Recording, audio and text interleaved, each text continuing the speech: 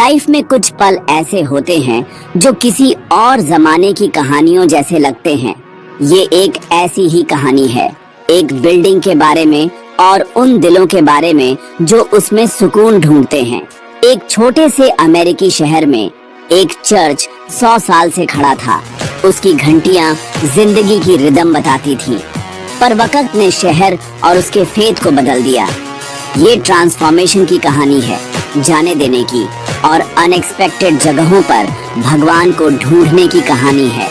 जब एक कम्युनिटी की सेक्रेड स्पेस को सस्टेन नहीं किया जा सकता, तो क्या सेक्रेडनेस फीकी पड़ जाती है, या क्या इसे फिर से जन्म दिया जा सकता है एक नई कम्युनिटी द्वारा? कहानी चुपचाप शुरू हुई, बातचीत और हिचकिचाते हैंडशेक के साथ जो वार्म एम्ब्रेस में बदल गए। हर गुड बाय एक नया हेलो हो सकता है, और गॉड के घर के कई दरवाजे हैं। फेथ एक फोर्ट्रेस नहीं है, बल्कि एक गार्डन है जहां नए बीज पुरानी जड़ों के साथ बोए जा सकते हैं।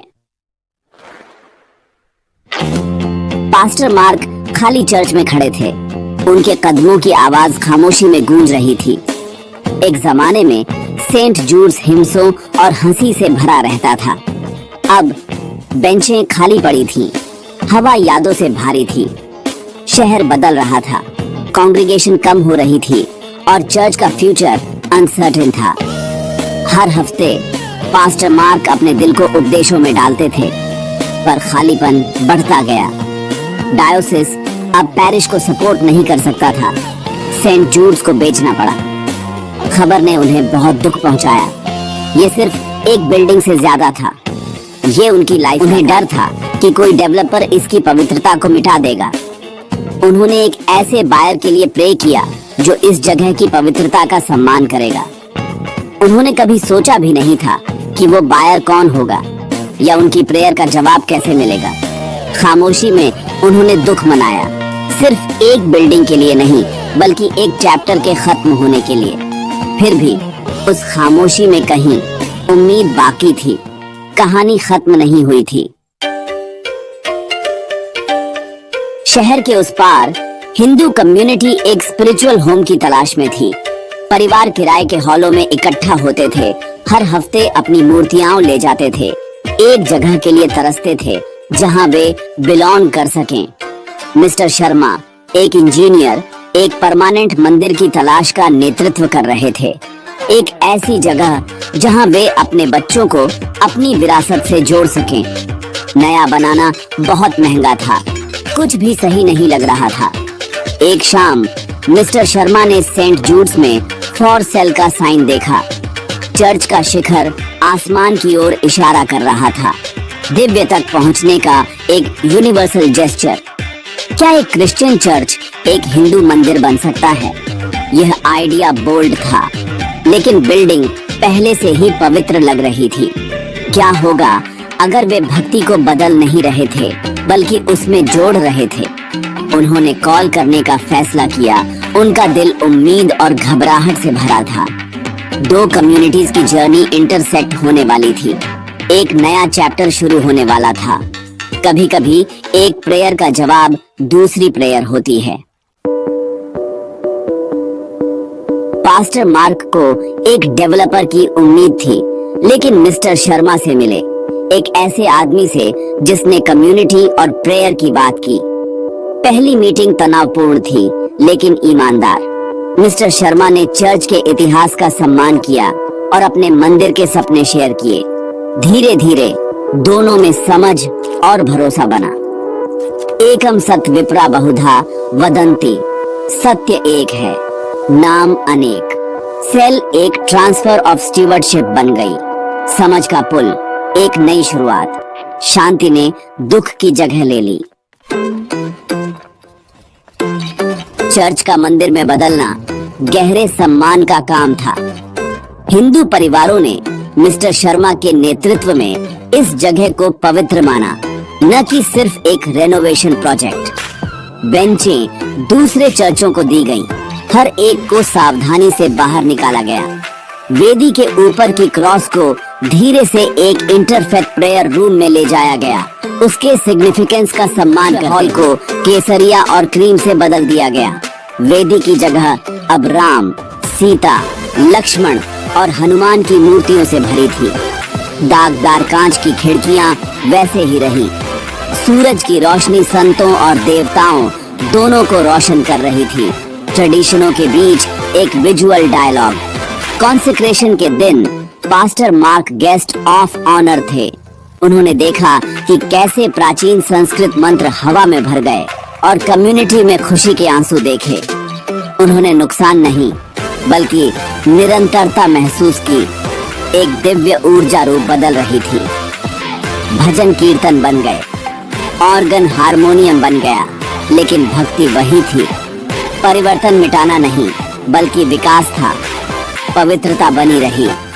एक नया अध्याय शुरू हुआ। चर्च के ट्रांसफॉर्मेशन की खबर तेजी से फैली, जिससे उत्सुकता और विवाद पैदा हुआ। कुछ लोगों ने मंदिर को एक्सोटिक और इंट्रिगिंग देखा, दूसरों ने धोखा महसूस किया। अपनी कल्चर के खोने का डर था। मीडिया अटेंशन ने कॉन्फ्लिक्ट और यूनिटी दोनों को बढ़ाया। विरोध और बहसें हुई, लेकिन पड़ोसियों के बीच बातचीत भी हुई। पास्टर मार्क नए मंदिर के एक अनलाइकली डिफेंडर बन गए। उन्होंने टाउन हॉल्स में बात की, अपनी उदासी से शांति तक की जर्नी शेयर की। उन्होंने हिंदू कम्युनिटी के सम्मान और मिस्टर शर्मा के जीसस के प्रति श्रद्धा का वर्णन किया। गवाही ने लोगों का मन बदलना शुरू कर दिया। विवाद ने शहर को अपनी पूर्वाग्रहों और एक्सेप्टेंस की क्षमता का सामना करने के लिए मजबूर किया। हर गुस्से वाली आवाज के लिए समझ का एक पल था। कहानी नुकसान के बारे में कम और पॉसिबिलिटी के बारे में ज्यादा हो गई। शहर भगवान की कृपा के लिए प्रतिस्पर्धियों को नहीं बल्कि साथी यात्रियों को देखना सीख रहा था। एक दूसरे को देखने का एक नया तरीका जड़ पकड़ रहा था।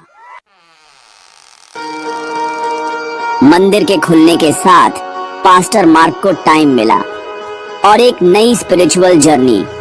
उन्होंने क्रिटिक के तौर पर नहीं बल्कि एक साधक के तौर पर कर्तव्य और निस्वार्थ कर्म की शिक्षाओं ने उन्हें गहराई से प्रभावित किया।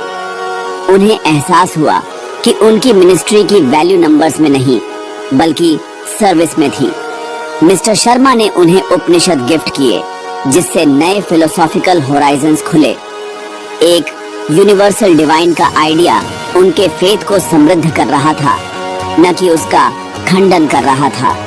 उन्होंने होली स्पिरिट को एक बड़ी चेतना में देखा। भगवान के बारे में उनकी समझ बढ़ी, ज्यादा इंक्लूसिव हो गई। जीसस के शब्द और वेदों का ज्ञान एक दूसरे की गूंज थे। प्यार, करुणा और सच्चाई की तलाश ने दोनों ट्रेडिशनों को एकजुट किया। पास्टर मार्क क्रिश्चियन ही रहे, लेकिन उनकी आत्मा फैल गई। उन्होंने नया अर्थ पाया, धर्म बदलकर नहीं बल्कि ज्ञान को अपनाकर। फेथ की जर्नी दिल की जर्नी बन गई थी। ओएंटम में दिवाली आई और पास्टर मार्क को चीफ गेस्ट के तौर पर इनवाइट किया गया। मंदिर सैकड़ों दियों से जगमगा रहा था। हर खिड़की में रोशनी भर रही थी। अंदर परिवार खुशी, संगीत और भक्ति के साथ सेलिब्रेट कर रहे थे। पास्टर मार्क ने आरती देखी, वही रोशनी देखी जो उन्होंने कभी क्रिसमस ईव पर देखी थी। जब उन्होंने बात की तो उन्होंने कहा, आज रात हम अंधेरे पर रोशनी की जीत का जश्न मनाते हैं। यह इमारत अभी भी गॉड का घर है। उन्होंने डर से समझ तक की अपनी जर्नी के बारे में बात की, बाइबल और उपनिषद दोनों का हवाला देते हुए।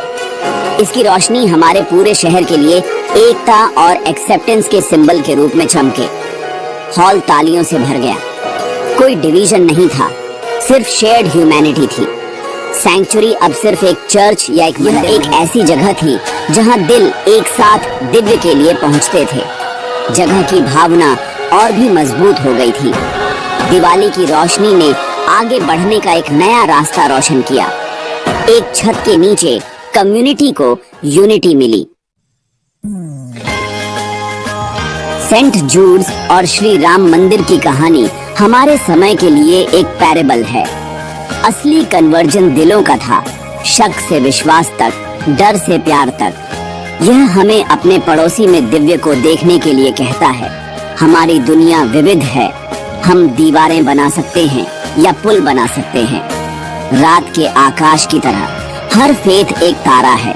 एक साथ वे एक कॉन्स्टेलेशन बनाते हैं। सभी एक ही शानदार दिव्य यूनिवर्स का हिस्सा हैं।